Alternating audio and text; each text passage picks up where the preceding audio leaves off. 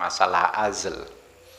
Jadi sampai butuh hampir 2 halaman penuh ini bicara soal azl Imam Ghazali.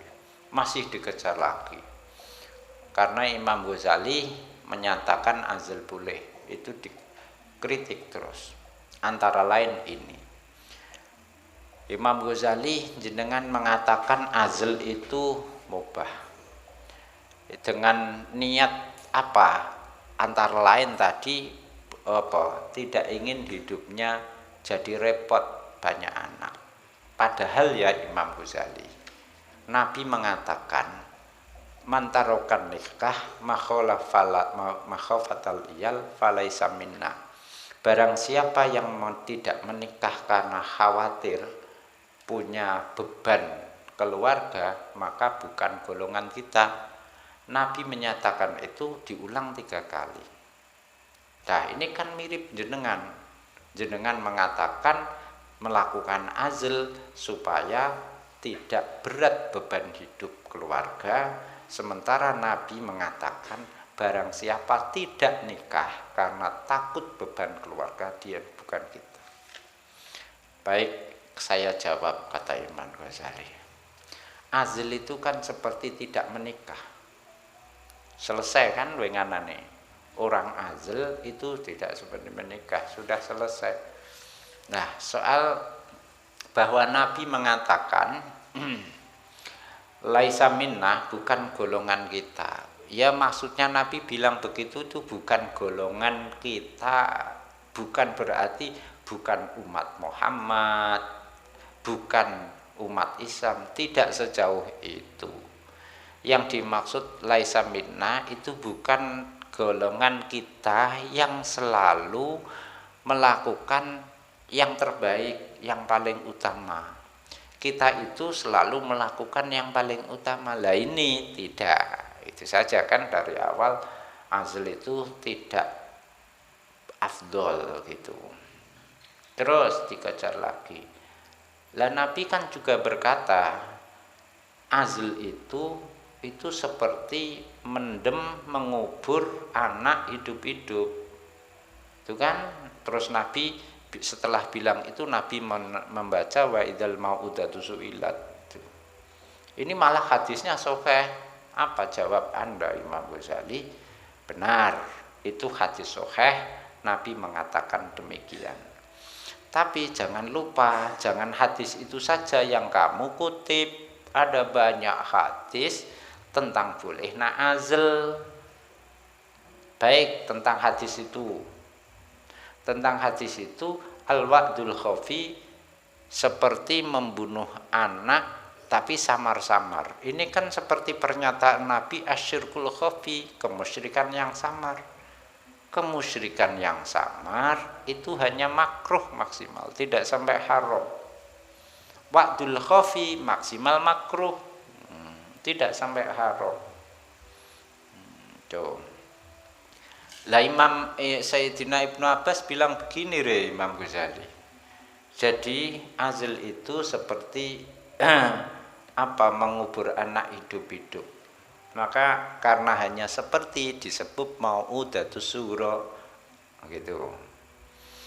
Kata jawaban Imam Ghazali itu jangan kiasnya Ibnu Abbas saja. Ya, kiasna Ibnu Abbas saja. Karena Ibnu Abbas menganggap azl itu menghentikan punya anak secara total. Kan kita tidak. Pemahaman kita membolehkan azl itu bukan untuk menghentikan kelahiran anak sama sekali. Makanya kata Mbah Sahal, keluarga berencana itu merencanakan keluarga, bukan menghentikan punya anak begitu.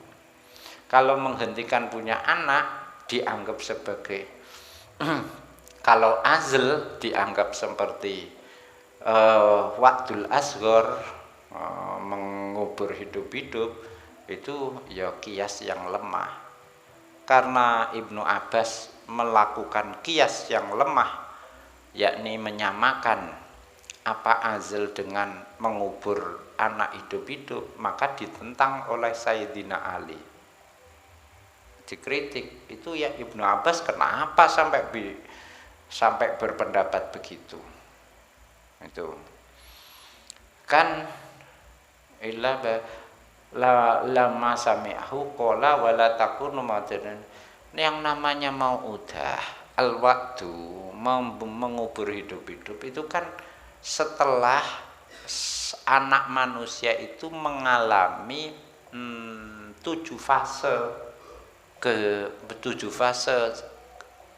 kejadiannya, kehidupannya.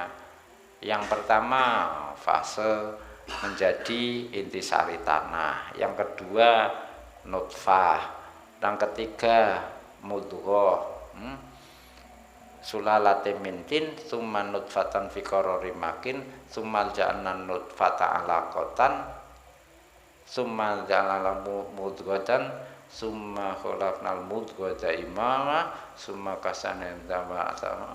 kasawnal idhama lahma, tsumma ansha'nahu khalqan akhar. Ada 7 itu.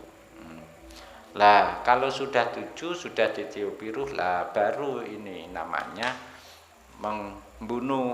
mengubur anak hidup-hidup. Nah,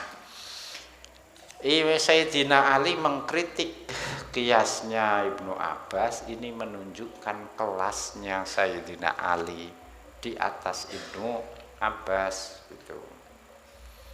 Nah, kelas dalam hal apa? Fil ghausi 'alal ma'ani, bahwa kedalaman makna, pemahaman maknanya lebih kuat Sayyidina Ali dibanding Ibnu Abbas. Satu, wes selesai itu. Tapi sekarang tak tambahi biar mantep. Hadis-hadis sahih juga mengatakan, satu, Jabir, kami itu pada masa Nabi masih hidup, kami azl, biasa. Nabi tahu Nabi masih hidup berarti Quran masih turun. Kita azl, tidak diapa-apakan Nabi. Quran juga tidak menyinggung azlnya kita. Itu Nabi tidak melarang. Bahkan ada, ini hadis lain, ada laki-laki merasa ragu, dia azl, terus sowan Nabi bertanya, Nabi, saya punya budak perempuan, biasa saya setubui, tapi budak ini itu tugasnya sehari-hari menjadi pelayan dan menyiram kebun kurma kita. Kalau dia hamil, ya, saya tidak suka kalau dia hamil, nanti kacau semuanya. Apa jawab Nabi? Ya sudah, kamu azl saja.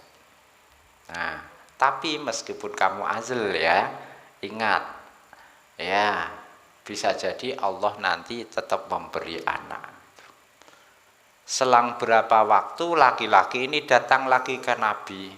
Kanjeng Nabi, saya sudah azl terus karo mencutubi, tapi kok hamil juga. Jawab Nabi, kan saya sudah bilang, saya tihama kudirolaha, dia tetap hamil punya anak gitu. Azlmu ini artinya apa? Imam Ghazali menutup pembahasan mengenai azl ini, ya azl itu ikhtiar saja, tetapi Allah kalau menghendaki punya anak ya punya anak, ya pas. Lah kok bisa? Ya mungkin azlnya telat. Azlnya telat gitu. Ana cerita piye? Lali, ada cerita lucu soal azl telat itu.